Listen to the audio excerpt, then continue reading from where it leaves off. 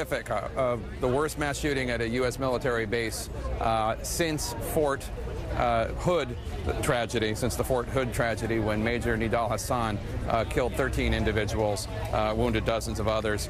12 individuals are dead here at the U.S. Naval Yard. There was a conspiracy, although one that thankfully did not come to fruition, for violence committed by terrorists at Fort Dix. As of right now, we have no idea what the motive is of the individual or individuals who carried out these horrific attacks. I want to bring in now John Matthews. He's the author of Mass Shooting, 6 Steps to Survival. He joins us from Las Vegas. Mr. Matthews, it seems almost counterintuitive. Are there possibly strategies one can have for surviving? These things suddenly happen. They happen so quickly. How can one prepare?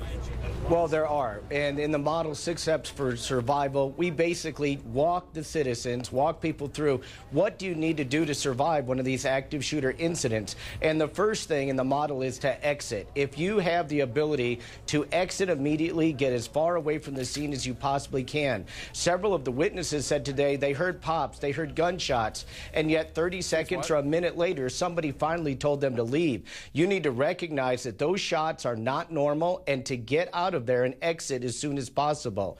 If you can't exit, the next best thing you can do is to find cover. Hide behind something that will protect you from the gunfire. A structural support beam in a building, behind a car in a parking lot, or a cement curb in a parking lot. And if you don't have cover, find concealment. Each one of these items will help you to survive a mass shooting. Concealment is hiding from the shooter, being out of his line of sight. A lot of journalists in the post-9/11 era have taken survival training courses. I know I have. One of the things I learned from the former British Marines who instructed me was be the gray man, they called it. Be the gray man. Blend into the background. That's part of a survival strategy?